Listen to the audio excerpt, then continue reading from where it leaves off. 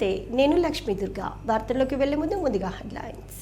బాల్కొండ మండలంలో కలెక్టర్ రాజీవ్ గాంధీ హనుమంతు పర్యటన, ప్రభుత్వ ఆసుపత్రి తనిఖీ, వైద్యుల పనితీరుపై ఆరా. ఆర్మూర్లోని ప్రభుత్వ పాఠశాలలో మధ్యాహ్న భోజనాన్ని పరిశీలించి నాణ్యమైన భోజనం అందించాలని మున్సిపల్ కమిషనర్ రాజు సూచనలు. నాక్ ఆధ్వర్యంలో నిరుద్యోగ యువతకు ఉద్యోగాల కల్పన కోసం దరఖాస్తుల స్వీకరణ, నిరుద్యోగుల సద్వినియోగం చేసుకోవాలని కాంగ్రెస్ నాయకుల పిలుపు. మంతని గ్రామంలో అంగరంగ వైభవంగా రంగనాయకుల స్వామి జాతర మహోత్సవం, పెద్ద ఎత్తున పాల్గొన్న భక్తులు. గ్రామ పంచాయతీ సర్పంచ్ వార్డు సభ్యుల ఎన్నికలను ఎలక్షన్ కమిషన్ నియమ నిబంధనలకు అనుగుణంగా నిర్వహించాలని, ఎట్టి పరిస్థితుల్లోనూ సొంత నిర్ణయాలను అమలు చేయకూడదని కలెక్టర్ రాజీవ్ గాంధీ హనుమంతు సహాయ రిటర్నింగ్ అధికారులకు సూచించారు. ఆర్మూర్ శివార్లోని చేపూరు వద్ద గల క్షత్రియ ఇంజనీరింగ్ కళాశాలలో ఆర్ఓలు, ఏఆర్ఓలకు పంచాయతీ ఎన్నికల మొదటి దశ నిర్వహణ తీరుతెన్నులపై అవగాహన కల్పించేందుకు మంగళవారం శిక్షణ తరగతులు ఏర్పాటు చేశారు. ఈ సందర్భంగా కలెక్టర్ మాట్లాడుతూ చట్టబద్ధతతో కూడిన ఎన్నికల విధులను ఎంతో జాగరూకతతో నిర్వర్తించాల్సి ఉంటుందని, నియమ నిబంధనల గురించి స్పష్టమైన అవగాహన ఉన్నప్పుడే పొరపాట్లకు ఆస్కారం లేకుండా సమర్థవంతంగా విధులు నిర్వర్తించగలుగుతారని అన్నారు. దీనిని దృష్టిలో పెట్టుకొని శిక్షణ తరగతుల్లో సూచించే అంశాలను శ్రద్ధగా విని ఆకలింపు చేసుకోవాలని, ఎన్నికల సంఘం ద్వారా అందించబడిన హ్యాండ్బుక్ను చదువుకొని ఈసీ మార్గదర్శకాల మేరకు సజావుగా ఎన్నికలు జరిగేలా కృషి చేయాలని హితవు పలికారు. ఎలాంటి సందేహాలు ఉన్నా అధికారులను అడిగి నివృత్తి చేసుకోవాలని తెలిపారు.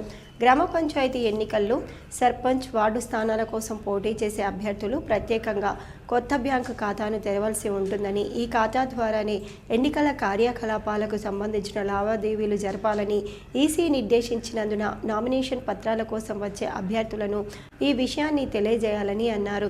నామినేషన్ల స్వీకరణ ప్రక్రియకు అనువుగా ఉండే గ్రామ పంచాయతీ కార్యాలయాన్ని ముందుగానే ఎంపిక చేసుకొని నామినేషన్ల స్వీకరణ, స్క్రూటినీ, ఉపసంహరణ ప్రక్రియలను ఈసీ మార్గదర్శకాలకు అనుగుణంగా రిటర్నింగ్ అధికారులు తమ స్వీయ పర్యవేక్షణలో నిర్వహించాలని సూచించారు. మనకి పంచాయత్ సర్పంచ్ అండ్ వార్డ్ మెంబర్స్కి నామినేషన్స్ తీసుకోవడము, so candidates finalisation, symbol allotment, issue of postal ballot వరకు ఉంటుంది. సో తర్వాత యాక్చువల్ ఎలక్షన్ అనేది కండక్ట్ చేయడము, కౌంటింగ్ అనేది స్టేజ్ 2 ఆర్ఓస్ చేస్తారు. వాళ్ళు జీపీకి ఒకరు ఉంటారు. సో మీలో మోస్ట్లీ మీరు స్టేజ్ 1లో ఉన్న వాళ్ళు స్టేజ్ 2 కూడా ఇస్తారు ఏదో ఒక జీపీకి. సో ఫస్ట్ మీరు నామినేషన్స్ మీకు ఏ జీపీస్ అలాట్ అయ్యాయో ఆల్రెడీ మీ ఎంపీడీఓ గారు మీకు చెప్పే ఉంటారు. సో అది తెలుసుకొని ఫస్ట్ మీరు ఎక్కడ నామినేషన్స్ తీసుకోవాలో వెన్యూ డిసైడ్ చేసుకోండి. సో జనరల్గా ఏదైనా సెంట్రల్గా ఉన్న గ్రామ పంచాయతీ కానీ అండ్ జీపీలో మనకి సఫిషియెంట్గా స్పేస్ ఉండే జీపీ, అంటే ఏదో జనరల్గా ఎలక్షన్స్కి ఏం జరుగుతుంది అంటే ప్రీవియస్ ఎక్కడ ఏ జీపీలో తీసుకున్నారో ఇప్పుడు అదే జీపీలో తీసుకుంటాము అనేది ఉంటుంది.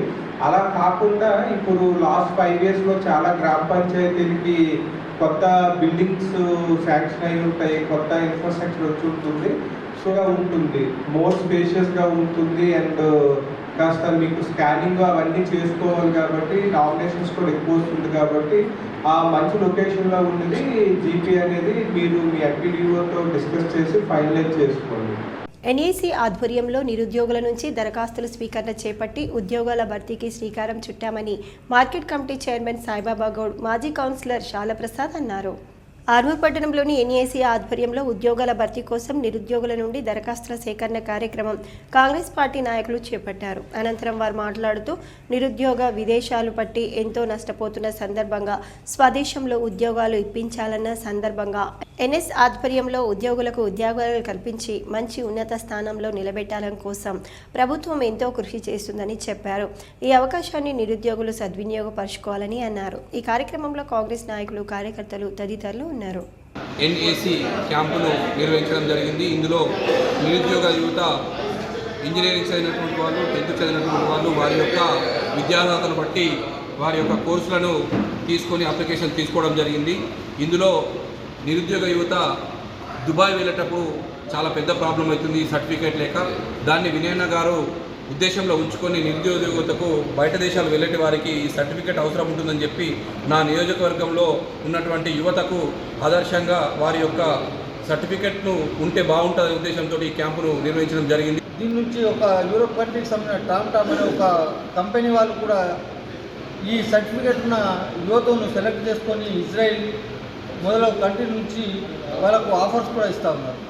దీని ద్వారా యువతకు మంచి ఈ అవకాశం ఇస్తున్నటువంటి దీన్ని మా నియోజకవర్గ యువత దీన్ని ఉపయోగించుకొని భవిష్యత్తును మార్చుకోవాలని చెప్పేసి ఈ సందర్భంగా తెలియజేస్తాను. ఈ సంస్థకు చైర్మన్గా మా ముఖ్యమంత్రి రేవంత్ రెడ్డి గారు, కో చైర్మన్గా కోమటిరెడ్డి వెంకటరెడ్డి గారు, ఇక్కడనే కాదు టోటల్ తెలంగాణ మొత్తం ఎవ్రీ అసెంబ్లీ కాన్స్టిట్యూన్సీలో ఈ ప్రోగ్రామ్స్ పెడతా ఉన్నారు. తెలంగాణలో మినిమం ఉత్తర తెలంగాణలో సంబంధించి గల్ఫ్ కార్మికులు ఎక్కువగా ఉన్నారు కాబట్టి ఈ నిజామాబాద్, మెదక్, కరీంనగర్, ఆదిలాబాద్కు సంబంధించిన యువత ఈ కార్యక్రమం పట్ల చాలా ఉపయోగాలు ఉన్నాయి. కాబట్టి ఈ కార్యక్రమాన్ని నిర్వహిస్తున్న మా రూరల్ నియోజకవర్గంలోని జగరన్పల్లి మండలంలో ఎమ్మెల్యే భూపత్ రెడ్డి పర్యటించి మాజీ సర్పంచ్ చిన్న సాయిరెడ్డిని పరామర్శించారు. జగరన్పల్లి మండలం మున్పల్లి గ్రామంలో మాజీ సర్పంచ్ చిన్న సాయిరెడ్డి తండ్రి బొర్రన్న గుండెపోటుతో మరణించడంతో సాయిరెడ్డి కుటుంబాన్ని ఎమ్మెల్యే భూపత్ రెడ్డి పరామర్శించారు. అనంతరం బొర్రన్న పార్థివ దేహానికి పూలమాలలు వేసి ఘన నివాళులర్పించారు. ఆయన ఆత్మకు శాంతి చేకూరాలని ప్రగాఢ సానుభూతి తెలిపారు. ఈ కార్యక్రమంలో కాంగ్రెస్ నాయకులు శేఖర్ గౌడ్, భాస్కర్ రెడ్డి, మండల కాంగ్రెస్ నాయకులు, కార్యకర్తలు తదితరులు ఉన్నారు. ఆర్మూర్ పట్టణంలోని జెండా గల్లీలో గల ప్రాథమిక పాఠశాలలో నాణ్యమైన భోజనం అందిస్తున్నారా లేదా అన్న విషయాలను మున్సిపల్ కమిషనర్ రాజు పరిశీలించారు. ఈ సందర్భంగా ప్రభుత్వం ప్రవేశపెట్టిన మెనూ ప్రకారం విద్యార్థులకు భోజనం పెడుతున్నారా లేదా, రుచికరమైన భోజనం ఖచ్చితంగా విద్యార్థులకు అందించాలని, మెనూ పాటించకపోతే చర్యలు తప్పవని నిర్వాహకులకు సూచించారు. అలాగే ఉపాధ్యాయులు సైతం పాఠశాల పనితీరుని ఆయన విద్యార్థులను అడిగి తెలుసుకున్నారు. ఈ కార్యక్రమంలో మున్సిపల్ అధికారులు, పాఠశాల ఉపాధ్యాయులు, విద్యార్థులు ఉన్నారు. పసుపు బోర్డు జాతీయ అధ్యక్షుడిగా ఎన్నికైన పల్లె గంగారెడ్డిని తన నివాసంలో బీజేపీ సీనియర్ నాయకులు మర్యాదపూర్వకంగా కలిసి ఘనంగా సన్మానించారు. ఆర్మూర్ మండలంలోని అంకపూర్ గ్రామంలో గల పల్లె గంగారెడ్డి నివాసంలో జాతీయ పసుపు బోర్డు అధ్యక్షుడిగా ఎన్నికైన పల్లె గంగారెడ్డిని బీజేపీ ఆర్మూర్ మండల మాజీ అధ్యక్షుడు కుస్తాపురం ముత్తెన్న మరియు జిల్లా అధికార ప్రతినిధి కలిగోట గంగాధర్, దార్ల చిన్నమూర్తి, అన్న పెంటయ్యలు మర్యాదపూర్వకంగా కలిసి సన్మానించి శుభాకాంక్షలు తెలియజేశారు. జిల్లాలో పసుపు బోర్డు ఏర్పాటు చేసేంత వరకు కృషి చేయాలని అన్నారు. ఈ కార్యక్రమంలో బీజేపీ నాయకులు, కార్యకర్తలు తదితరులు ఉన్నారు. ప్రజలకు మెరుగైన వైద్య సేవలు అందిస్తూ ప్రభుత్వ ఆసుపత్రుల పట్ల నమ్మకాన్ని పెంపొందించాలని కలెక్టర్ రాజీవ్ గాంధీ హనుమంతు సూచించారు. మంగళవారం ఆయన బాల్కొండ కమ్యూనిటీ హెల్త్ సెంటర్ను ఆకస్మికంగా తనిఖీ చేశారు. ప్రభుత్వ ఆసుపత్రుల పట్ల ప్రజల్లో నమ్మకాన్ని పెంపొందించేలా అంకితభావంతో పనిచేయాలని హితవు పలికారు. Reception centre, in patient, female, general వార్డులు, ల్యాబ్ తదితర విభాగాలను పరిశీలించారు. ఆసుపత్రిలో అందుబాటులో ఉన్న వైద్యులు, సిబ్బంది గురించి ఆరా తీశారు. ప్రతిరోజు ఎంతమంది పేషెంట్లు వస్తున్నారు, స్థానికంగానే కాన్పులు చేస్తున్నారా అని అడిగి తెలుసుకున్నారు.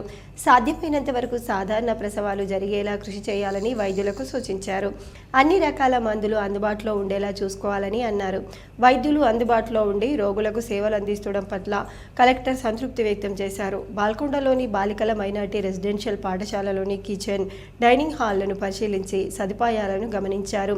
బాలికల కోసం వండిన అన్నం, పప్పు, ఇతర ఆహార పదార్థాల నాణ్యతను తనిఖీ చేశారు. బియ్యం నిల్వలు, సరుకుల స్టాక్ను పరిశీలించారు. భోజనం ఎలా ఉంటుందని విద్యార్థులను అడిగి తెలుసుకున్నారు. తాజా కూరగాయలు వినియోగించాలని, ఆహార పదార్థాలు కలుషితం కాకుండా అన్ని జాగ్రత్తలు తీసుకోవాలని నిర్వాహకులను ఆదేశించారు. విద్యార్థులకు మెనూ ప్రకారం పౌష్టికాహారం అందించాలని సూచించారు. పాఠశాలలో కొత్తగా టాయిలెట్ల నిర్మాణానికి చర్యలు తీసుకుంటామని అన్నారు.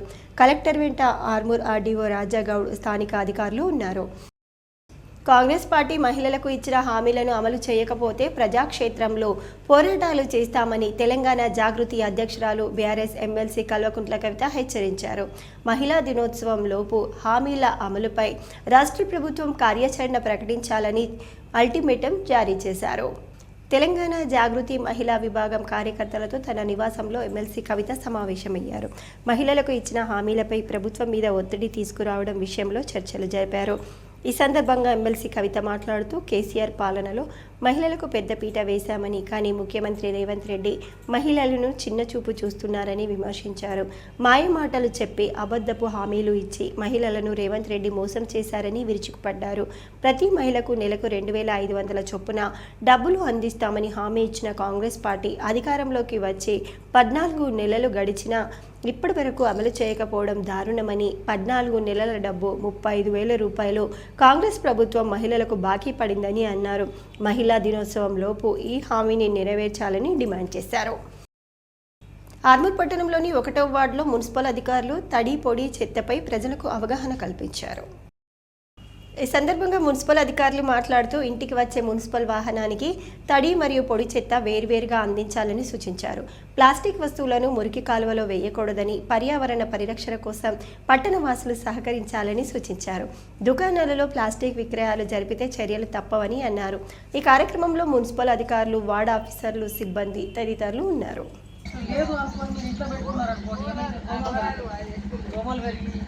మళ్ళీ మీకు డెంగ్యూ, మలేరియా లాంటి వ్యాధులు రావడానికి అవకాశం ఉంటుంది. కాబట్టి మీ బండి వచ్చినప్పుడు బండికి సెపరేట్గా ఏ డబ్బైనా పర్వాలేదు, ఇంకో డబ్బా తీసుకుంటారా, ఏ డబ్బా తీసుకుంటారా మీ ఇష్టం. కానీ దాంట్లో మాత్రం మొత్తం పచ్చి ఉన్నటువంటి ఆకుకూరలు, కూరగాయలు, పండ్లు, ఫలాలు, బీడి ఆకులు, బీడీలు చేసుకోవాలి ఎక్కువ మంది ఉంటుంది కదా, ఆ బీడి ఆకులు మిగిలిపోయినాక చిన్నగా మిగిలిపోయిన అన్నం ఉంటుంది కదా, మూరలో పడేసేది. ఎందుకంటే మా బండికి ఇస్తే మేము ఎరువులను తయారు చేస్తాం.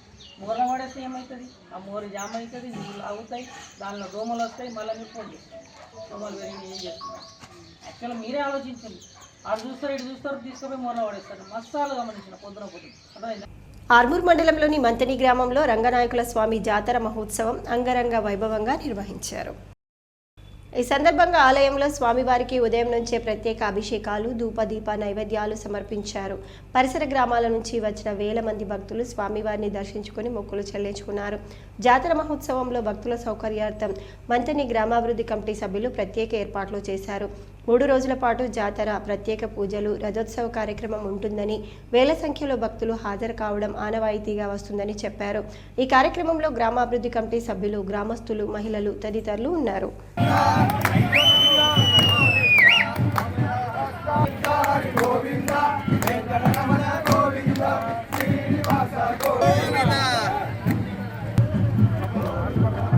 దేశంలో భారత రాజ్యాంగంపై సాగుతున్న దాడి నుంచి మానవ హక్కులను రక్షించాలని DBS జాతీయ కార్యదర్శి శంకర్ అన్నారు.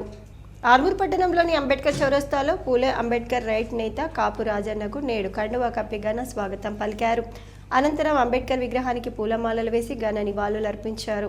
అనంతరం వారు మాట్లాడుతూ బాబాసాహెబ్ అంబేద్కర్ దేశ ప్రజలకు హితబోధ చేసిన విషయాన్ని గుర్తు చేయడంతో పాటు అంబేద్కర్ ఆశించిన సమాజ నిర్మాణం కోసం SC, ST, BCలందరూ కలిసి ఉద్యమించాలని అన్నారు. ఈ కార్యక్రమంలో అంబేద్కర్ యోజన సంఘం అధ్యక్షులు వాలాజీ, గణేష్, మామిడి రాజేశ్వర్ తదితరులు ఉన్నారు. మానవీయ కోణాన్ని ఆవిష్కరించిందో భారత రాజ్యాంగం, డాక్టర్ బాబాసాహెబ్ అంబేద్కర్. ఈ రాజ్యాంగం లేకుండానే తిరిగి మనవాద రాజ్యాంగాన్ని ప్రవేశపెట్టడానికి ఈ దేశ పాలకులు కుట్ర చేస్తూ ఉన్నారు. దీనికి వ్యతిరేకంగా ఉద్యమించాలని చెప్పి మేము కోరుతూ ఉన్నాం. రాజ్యాంగమే లేకపోతే ఇక్కడ మనుషులకు హక్కులు లేవు, స్వేచ్ఛ లేదు, సమానత్వం లేదు, సోదరభావం లేదు. ఇటువంటి ఒక సిద్ధాంతాన్ని కనిపెట్టిన డాక్టర్ బాబాసాహెబ్ పైన, అదేవిధంగా రాజ్యాంగం పైన దాడి జరుగుతుంది. ఈ దాడిని ముక్త కంఠంతో ఖండించి, ఎదిరించి భారత రాజ్యాంగాన్ని పరిరక్షించుకోవాలని చెప్పి కోరుతా ఉన్నాం. మున్సిపల్ కార్యాలయంలో అవుట్సోర్సింగ్ పద్ధతిన పనిచేస్తున్న కార్మికులను వెంటనే పర్మనెంట్ చేయాలని TUCI నాయకులు మున్సిపల్ కమిషనర్ రాజుకు వినతిపత్రాన్ని అందించారు. ఈ సందర్భంగా TUCI నాయకులు మల్లేష్ మరియు ముత్తెన్న మాట్లాడుతూ ఆయా శాఖలలో అవుట్సోర్సింగ్ కార్మికులుగా పనిచేస్తున్న వారిని వెంటనే పర్మనెంట్ చేయాలని, అలాగే అవుట్సోర్సింగ్ పద్ధతులను తీసివేయాలని, గతంలో కోర్టు ఇచ్చిన తీర్పు ప్రకారం సమాన పనికి సమాన వేతనం అందించాలని డిమాండ్ చేశారు. కనీసం కార్మికుడికి 26,000 వేతనం ఇవ్వాలని, PF మరియు ESI కార్డుల సౌకర్యం మంజూరు చేసి వాళ్లకు అందజేసి కార్మికులకు న్యాయం చేయాలని అన్నారు. ఈ కార్యక్రమంలో CITU నాయకులు బాజన్న, రత్నం, ప్రసాద్ తదితరులు ఉన్నారు. బాల్కొండ మండలం కిసాన్ నగర్లోని లయన్స్ క్లబ్ భవనంలో మంగళవారం ఉచిత కంటి వైద్య శిబిరాన్ని నిర్వహించారు. నిజామాబాద్ లయన్స్ ఆసుపత్రి వైద్యురాలు డాక్టర్ ప్రవల్లిక 20 మందికి కంటి పరీక్షలు చేశారు. వారిలో మోతిబిరిందు ఉన్న వారిని గుర్తించి ఉచిత శస్త్రచికిత్స కోసం ఆర్మూర్ లయన్స్ ఆసుపత్రికి పంపించారు. జిల్లా లయన్స్ క్లబ్ చైర్మన్ చాకులింగం, స్థానిక బాధ్యులు జ్ఞానసాగర్ రెడ్డి, దినేష్ భాయ్ పటేల్, వంశీరెడ్డి, జీవన్ తదితరులు పాల్గొన్నారు. నల్ల చంద్రబాబు నారాయణ రెడ్డి స్మారక భవనంలో ప్రతి మంగళవారము ఉచితంగా కంటి పరీక్షలు నిర్వహిస్తూ ఆపరేషన్లకు ఆర్మూర్లో ఉచితంగానే సర్జరీ చేయడం జరుగుతుంది. మండలంలోని పాల్కొండ, ముక్కాల్, మెండోల మండలాలకు సంబంధించినటువంటి కంటితో బాధపడే ప్రతి వ్యక్తి మా సేవలు వినియోగించుకోవాల్సిందిగా విజ్ఞప్తి చేస్తున్నాం. వార్తలు ముగించే ముందు హెడ్లైన్స్ మరోసారి. బాల్కొండ మండలంలో కలెక్టర్ రాజీవ్ గాంధీ హనుమంతు పర్యటన, ప్రభుత్వ ఆసుపత్రి తనిఖీ, వైద్యుల పనితీరుపై ఆరా. ఆర్మూర్లోని ప్రభుత్వ పాఠశాలలో మధ్యాహ్న భోజనాన్ని పరిశీలించి నాణ్యమైన భోజనం అందించాలని మున్సిపల్ కమిషనర్ రాజు సూచనలు. నాక్ ఆధ్వర్యంలో నిరుద్యోగ యువతకు ఉద్యోగాల కల్పన కోసం దరఖాస్తుల స్వీకరణ, నిరుద్యోగుల సద్వినియోగం చేసుకోవాలని కాంగ్రెస్ నాయకుల పిలుపు. మంతని గ్రామంలో అంగరంగ వైభవంగా రంగనాయకుల స్వామి జాతర మహోత్సవం, పెద్ద ఎత్తున పాల్గొన్న భక్తులు. ఇవి ఈ బులెటిన్లోని విశేషాలు. తిరిగి వచ్చే బులెటిన్లో మళ్ళీ కలుద్దాం. అంతవరకు సెలవు. నమస్కారం.